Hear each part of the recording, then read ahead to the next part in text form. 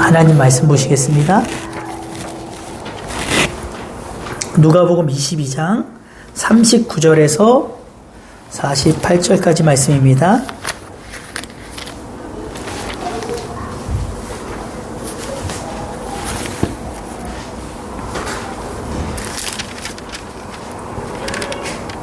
(39절에서) 46절까지만 통성으로 우리 함께 합독하시겠습니다. 46절까지만 보시겠습니다. 시작. 예수께서 나가사 습관을 따라 감람산에 가시매 제자들도 따라갔더니 그곳에 이르러 그들에게 이르시되 유혹에 빠지지 않게 기도하라 하시고 그들 떠나 돌 던질 만큼 가서 무릎을 꿇고 기도하여 이르시되 아버지여 만일 아버지의 뜻이거든 이 잔을 내게서 옮기시옵소서. 주시고 이를 원하나이다 하시니 천사가 하늘로부터 예수께 나타나 힘을 더하더라. 예수께서 힘쓰고 애써 더욱 간절히 기도하시니 땀이 핏방울 같이 되더라. 기도 후에 일어나 제자들에게 가서 슬픔으로 인하여 잠든 것을 보시고 이르시되 어찌하여 자느냐 시험에 들지 않게 일어나 기도하라 하시니라. 아멘. 할렐루야. 우리 삶에 때로는 고난이 찾아올지라도 우리가 그 고난으로 인해 기도할 수 있다면 그것은 오히려 축복이 아닌가 하는 생각이 듭니다. 그러나 우리의 삶이 아무런 어려움 없이 순탄하고 평탄할지라도 아무 근심 걱정 없을지라도 우리가 기도하지 않는다면 그것을 과연 우리가 축복이라 할 수 있는지 의문이 생기죠. 우리가 기도할 수 있다는 것, 그래서 주님과 교제하고 동행하고 친밀함을 누릴 수 있다는 것이야말로 우리가 누릴 수 있는, 그리스도인들이 누릴 수 있는 최고의 특권이 아닐까 하는 생각이 듭니다. 그래서 여러분은 예수님의 삶의 목적이 무엇이었을까 생각해 보신 적 있으실까요? 다른 말로 하면 예수님의 어떤 비전이라든가 예수님의 사명 이런 비슷한 말들이겠죠. 근데 과연 이처럼 주님의 이 꿈, 주님께서 이 땅에서 이루시고자 한 꿈이 무엇이었을까? 자, 요한복음 17장에 보면 예수님께서 십자가에서 달리시기 전에 아버지께 기도드리시는 내용이 나오는데요.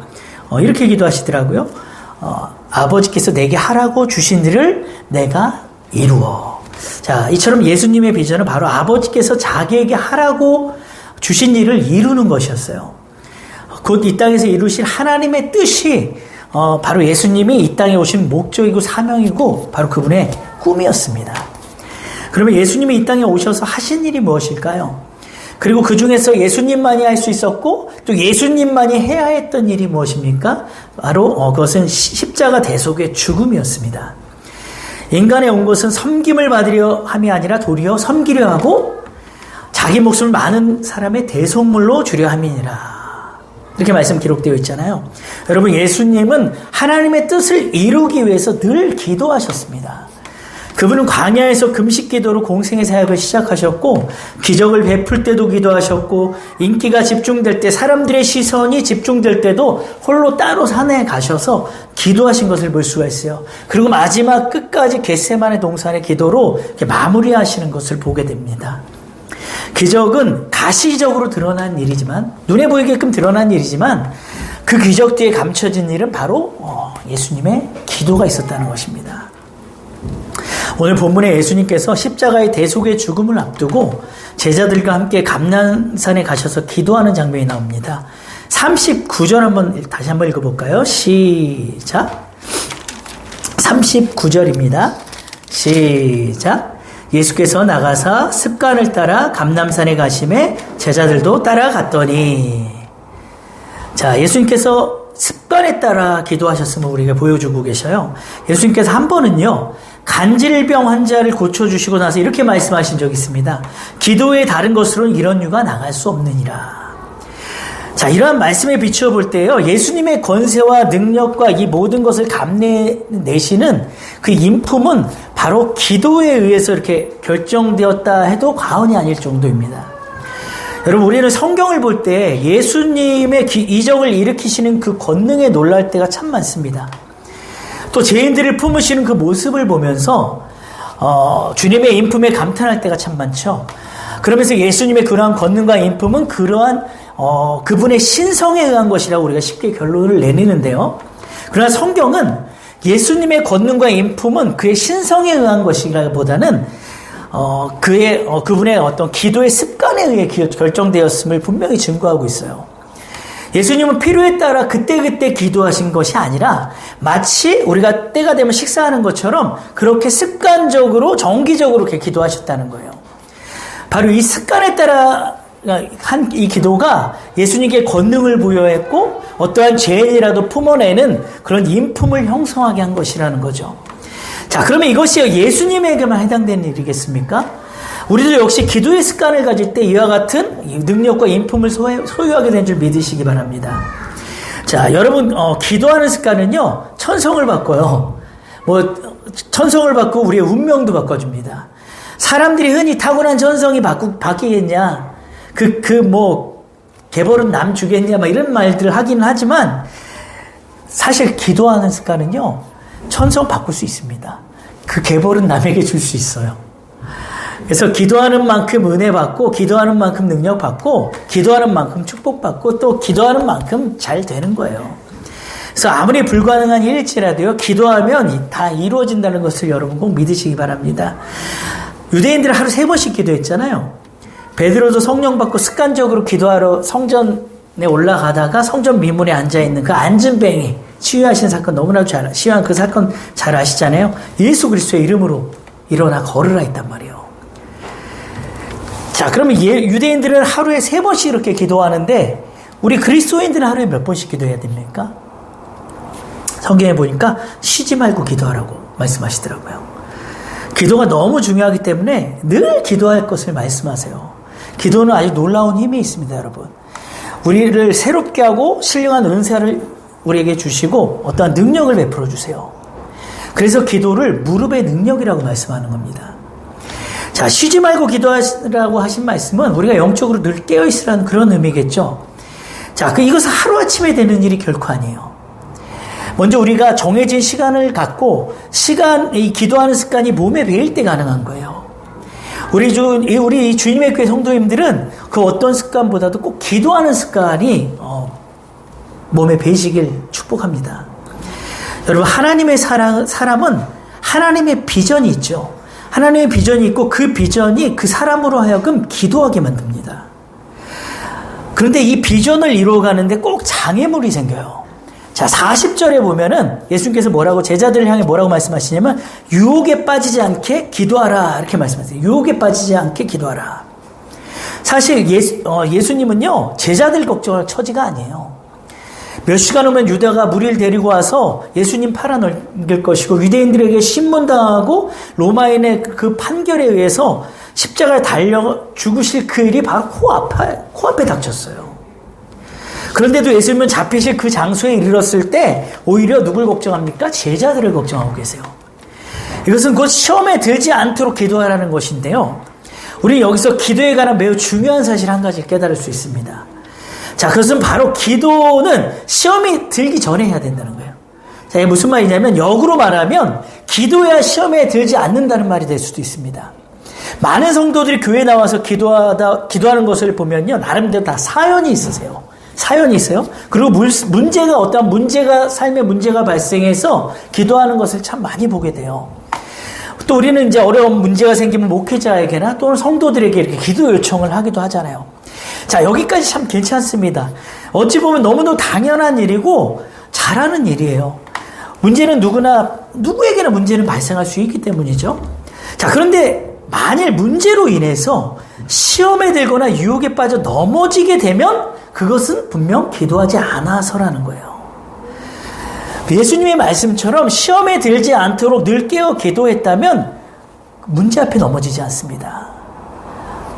거듭 말씀드리지만 문제는 항상 있어요. 우리 주변에, 우리의 삶에는 항상 있지만 거기에 빠져 넘어지고 그 유혹에 넘어가느냐, 그것은 우리가 평소에 기도했느냐 하지 않느냐로 또 결정이 될 수 있다는 겁니다.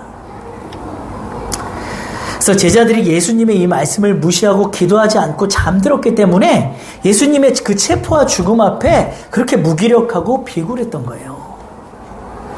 그런데 그들이 나중에 함께 모여 기도하고 성령 받고 나서는 얼마나 이들이 당당했습니까?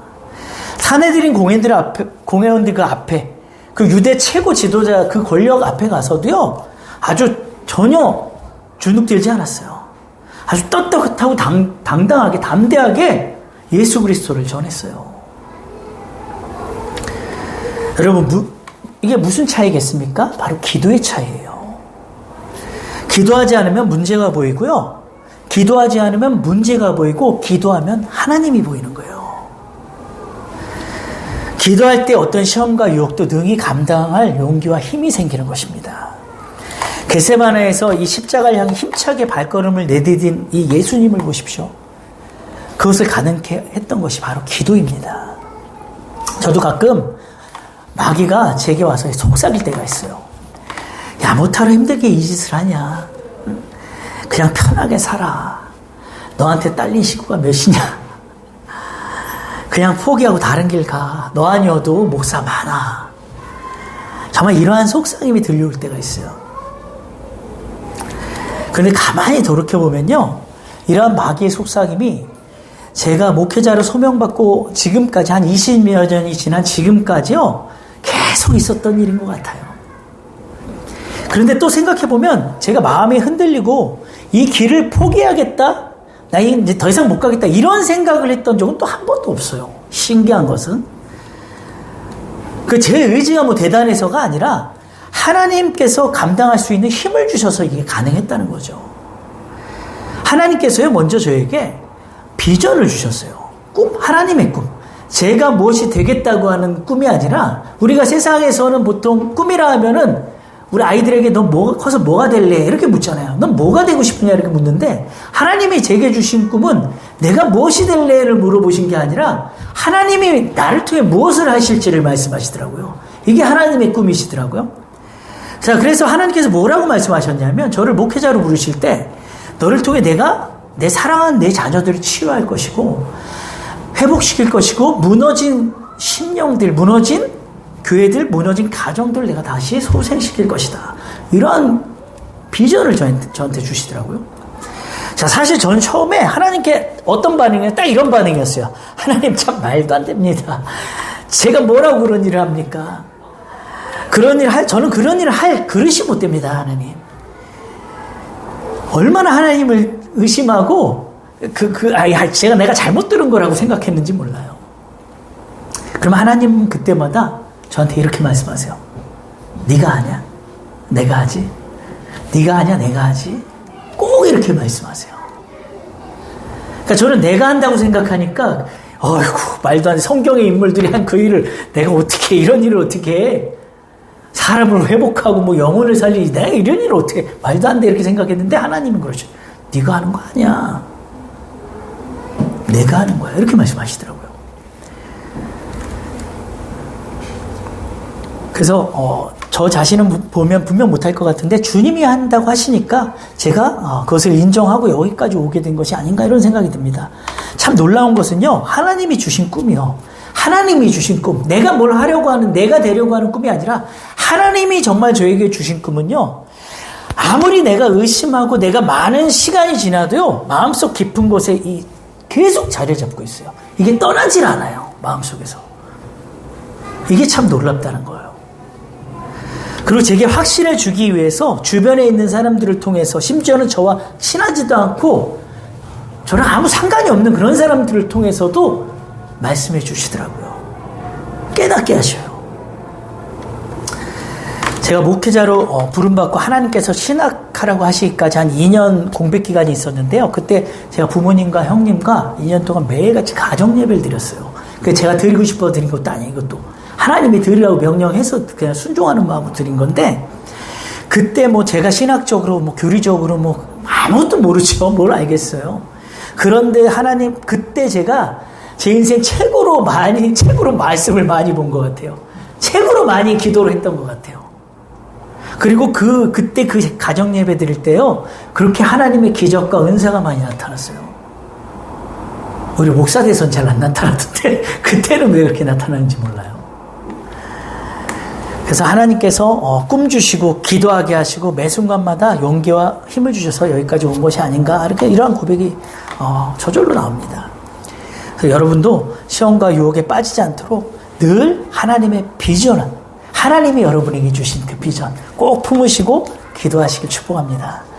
자, 그리고 이제 예수님은요, 자신이 당할 이 시험을 위해서 기도 시간을 갖기 원하셔서 40절에 보면은 돌 던질 만큼 가서 이제 무릎을 꿇고 기도를 하세요.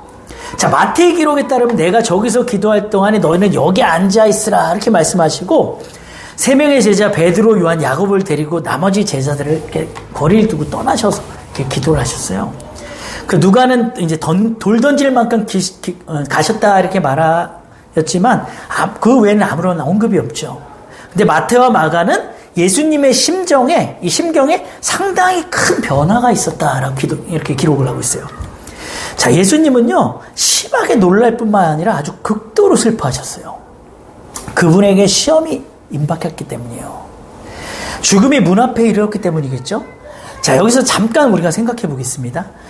사람은 누구나 죽음을 두려워합니다. 또 사람은 누구나 고통을 싫어하죠. 고통스러운 죽음 사형 앞에서는요, 아주 무시무시한 이 연쇄살인범들도 벌벌 떨고 눈물을 흘린다고 해요. 자, 예수님이 당하실 이 육체적 고통은요, 결코 가벼운 것이 아니었어요.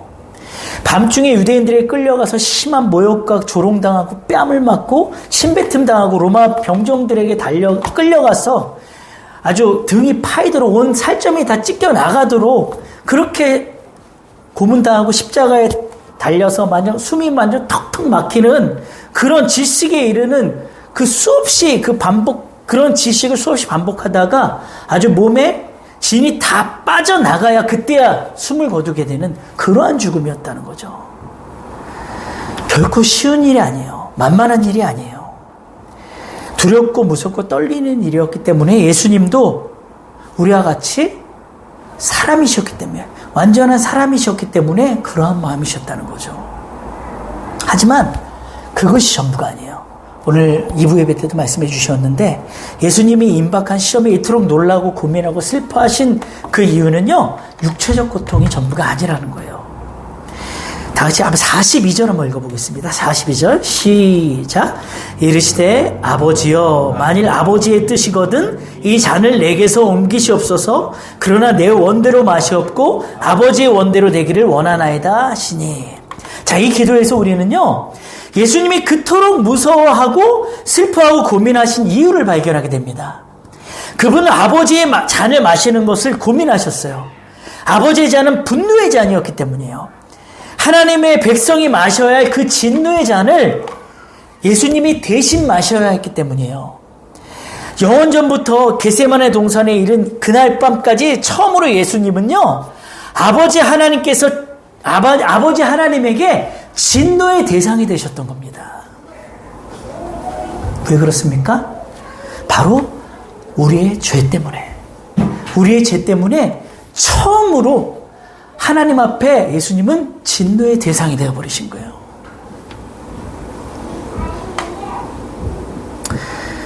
그래서 아버지하고의 그 분리의 고통 때문에, 아버지하고의 그 분리의 고통으로 인해 그렇게 힘들어 하셨던 거죠.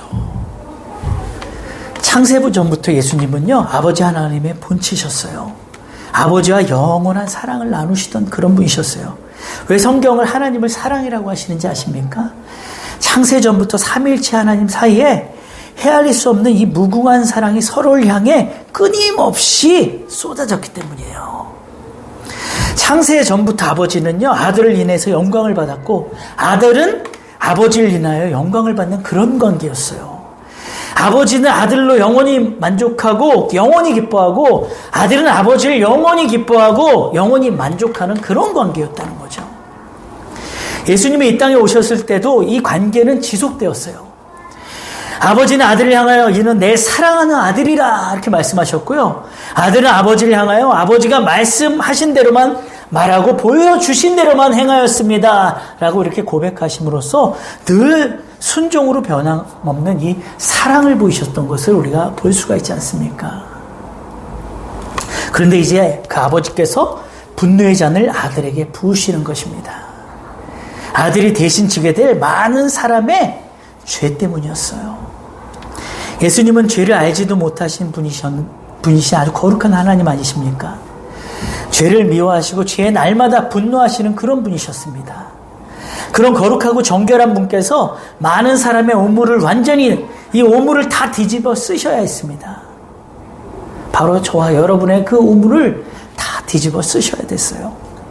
그리고 그 죄에 대한 하나님의 무서운 그 진노의 잔이 영원히 사랑하고 영원히 기뻐하고 영원히 만족하는 자기 아버지 손 안에서 이제 부서지는 것이었죠.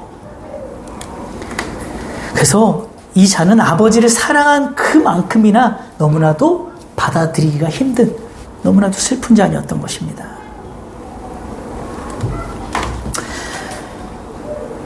그래서 기도하십니다. 사랑의 아버지께 구하세요. 아버지의 뜻이 무엇인지 압니다. 이 잔을 마시는 것이 아버지의 뜻인 줄 압니다. 하지만 하실 수 있다면 이 잔을 내게서 옮겨주십시오. 아버지, 다른 방법이 있다면 그렇게 하실 수 있지 않습니까? 아버지는 뭐든지 하실 수 있지 않습니까? 아버지 하나님의 능력에 대한 이 강한 신뢰와 함께 아버지가 내미시는 잔 앞에서 극도로 고민하고 슬퍼하시는 예수님의 모습을 여기서 우리는 볼 수 있습니다. 그러나 기도는 이렇게 끝이 납니다. 그러나 내 원대로 마셨고 아버지의 원대로 되기를 원합니다. 아버지의 뜻에 대한 확실한 신뢰, 아버지의 주권에 대한 강한 인정, 예수님은 하늘에서 이룬 뜻이 땅에 온전히 이루어지기를 구하는 그러한 기도로 기도의 응답을 받으셨던 거예요. 아버지의 뜻이면 저는 신뢰합니다. 아버지의 뜻이 이루어지길 원합니다. 아무리 무섭고 슬프고 고통스러울지라도 심히 고민이 되어 죽을 것 같아도 아버지의 뜻이 거기 있사오니 아버지의 뜻을 믿사오니 저는 따르겠습니다. 여러분, 이처럼 예수님의 이 처절한 기도는요, 하나님의 이 뜻을 꺾는 기도가 아니었어요. 자기의 뜻을 꺾는 기도였기 때문에 예수님의 기도는 정말 가장 위대한 기도의 모범이라고 할 수가 있습니다. 우리가 금식하고 힘을 다해서 간절히 기도할지라도 이 나의 뜻을 이루기 위함이라면 그 기도는 하나님께 합당한 기도라고 할 수가 없습니다. 물론 우리의 문제 해결을 위한 기도도 중요하지만 먼저 그 근본적인 문제의 원인에 대해서 우리가 깊이 생각해 봐야 되지 않을까 그런 마음이 듭니다. 내가 바뀌어야 세상이 바뀐다는 말이 있습니다. 모든 문제의 권위는요, 바로 나에게 있다는 것을 가르쳐 주시는 말이죠. 그런데 이렇게 못난 문제투성이인 나는 변할 생각은 안 하고, 나는 변할 생각 안 하고, 오직 문제만 해결해 달라고 하면 그것이 과연 무슨 의미가 있겠습니까? 그 문제가 해결된다 할지라도 분명히 우리 앞에는 또 다른 문제가 발생할 것이기 때문이에요. 그래서 기도는 무엇이냐? 하나님의 뜻을 꺾는 기도가 아니라 나의 뜻을 꺾는 기도가 바로 진짜 기도입니다. 키에르케고르가 기도는 하나님을 바꾸지 않고 기도하는 자를 바꾼다, 이렇게 말했어요. 사랑하는 성도 여러분, 기도는 기도자 자신을 바꿔야 되고 그것이 가장 이상적인 기도임을 여러분 믿으시기 바랍니다. 야곱이 밤을 새워 하나님과 이 기도로 씨름하여서 이겼지 않습니까? 그러나 그 전에 야곱의 환도뼈, 인간의 뼈 중에 가장 단단한 그 뼈가 부러졌다는 사실입니다. 깨어진 것은 야곱 자신이에요.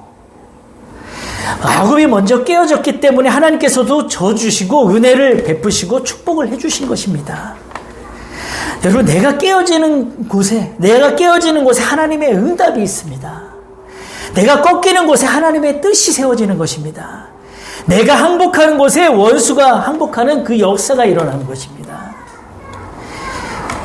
야곱이 하나님께 항복했더니 형과 부둥켜 안고 화해하는 그런 놀라운 역사가 일어나지 않았습니까? 사실 알고 보면요, 나라는 자가 얼마나 강하고 굳세게 살아있는지 모릅니다. 깨고 또 깨어도 여전히 굳건히 이게 살아있는 것이 내 자아 아니겠습니까? 내 고집, 내 주장, 내 유익, 어떤 내 소유에 집착하는 데서 인간의 문제와 불행이 시작된다는 사실을 한번 꼭 믿으시기 바랍니다. 그래서 기도는요, 나의 자아가 깨어지고 나의 뜻이 꺾이고 하나님의 뜻을 이루어가는 것임을 여러분 꼭 믿으시길 축복합니다. 자, 여러분 죽고 싶을 만큼 괴롭고 힘들 때 오늘 2부 예배 때 말씀하셨어요. 그때 뭐 하라고 하십니까? 기도하라고 말씀하세요. 죽고 싶을 만큼 괴롭고 힘들 때 기도하라. 사람 찾아가지 마시고, 요즘은 또 누구에게 물어봅니까? 네이버에게 물어보죠. 네이버에게 물어보지 마시고 오직 하나님께 간절히 기도하신 여러분 되시기 바랍니다. 우리 주님이 극도로 고통 속에서 땀방울이 핏방울 되도록 간절히 기도하신 것처럼 저와 여러분도 오직 기도함으로 나의 뜻을 꺾고 하나님의 뜻을 세워가는 분들이 되시길 축복합니다. 자, 그러면 하나님은 여러분에게 놀라운 힘을 주실 것이에요. 예수님도 하늘로부터 누가 내려와 힘을 더해 주었다고 합니까? 천사가 내려와 힘을 더해 주셨다고 이렇게 기록하고 있습니다. 여러분, 감당할 수 있는 힘은요, 하나님이 주시는 거예요. 우리가 시험을 이기고 세상을 이길 수 있는 것은 그마다한 이 믿음을 주시기 때문입니다. 우리의 믿음을 온전케 하시는 분도 예수 그리스도시고요. 예수님처럼 아버지의 뜻을 신뢰하여 그분의 뜻을 인정하고 기도하시면 하늘로부터 놀라운 하나님의 위로와 힘이 내려올 것입니다. 물론 우리가 때로는 제자들처럼 육신이 연약하고 또 피곤하고 그래서 잠들 수도 있고 또는 슬픔에 지쳐 잠들 수도 있을 것입니다. 우리는 수많은 유혹과 시험 앞에서 넘어지기도 할 것이에요. 그러나 우리가 다시 일어설 수 있고 일어날 수 있고 최후의 승리를 이루게 되는 것은 2000년 전에 우리를 위해 주님이 기도하셨고 지금도 하나님 보좌 우편에서 우리를 기도하시고 우리의 구원의 완성이 되는 그날까지 주님이 우리를 위해 구원하실 것이기 때문입니다.